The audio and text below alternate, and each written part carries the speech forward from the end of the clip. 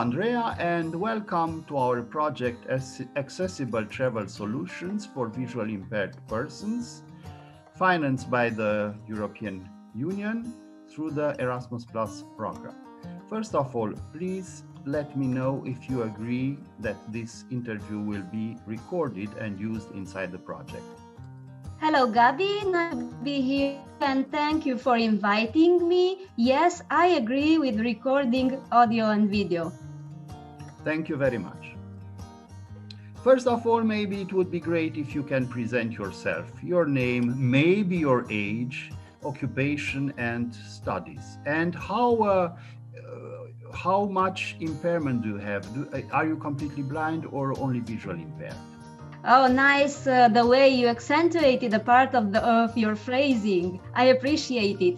My name is Andrea. I am almost 32 years old.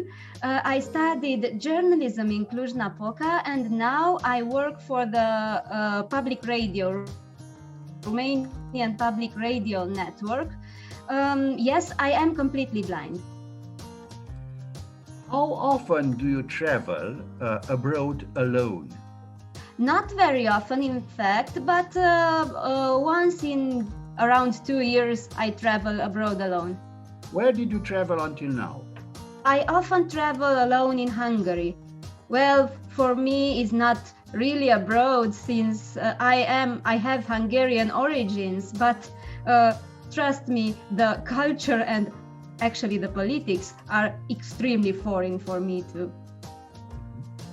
What is your overall experience traveling alone regarding means of transportation, accommodation, and maybe tourist attractions? Well, talking about accommodation, the experience is good if you take time before to count on every risk. For example, you choose a hotel maybe closer to the city center and certainly not an Airbnb. Regarding the tourist attractions, well, everything you learn before, every document you consult to prepare yourself is rapidly overwrought by the human factor. You can prepare in any way you can, but you find out if you can visit a thing only when you are there. That's the thing which makes me believe that visiting is not really possible for a disabled person, not even in Europe, by himself.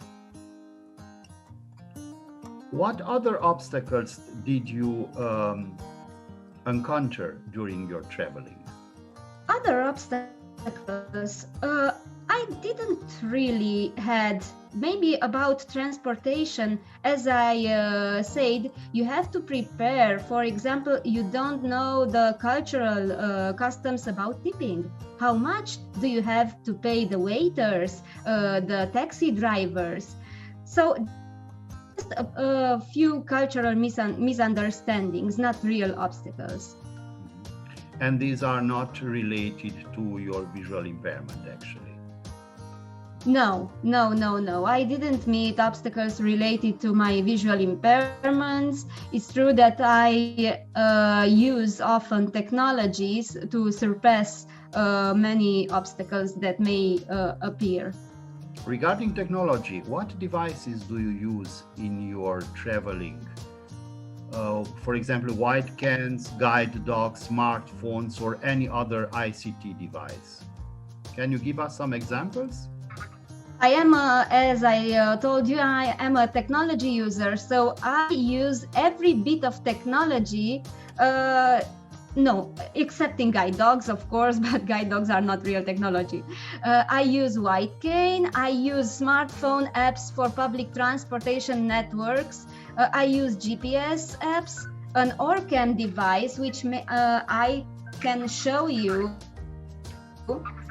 is this device on my glasses to read every piece of written text in front of me.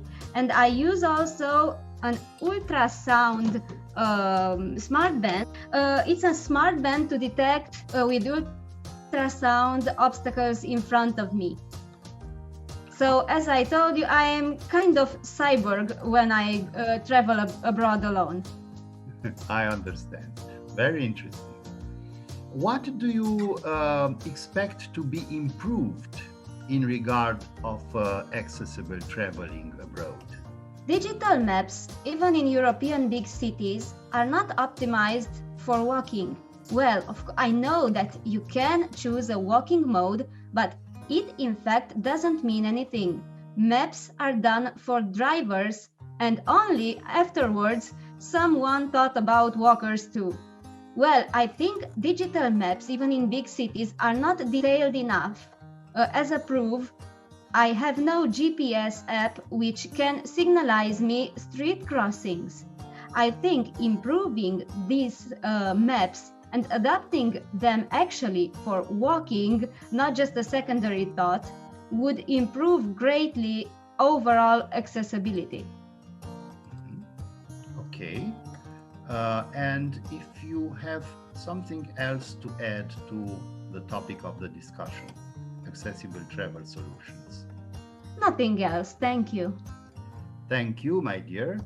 And until next time.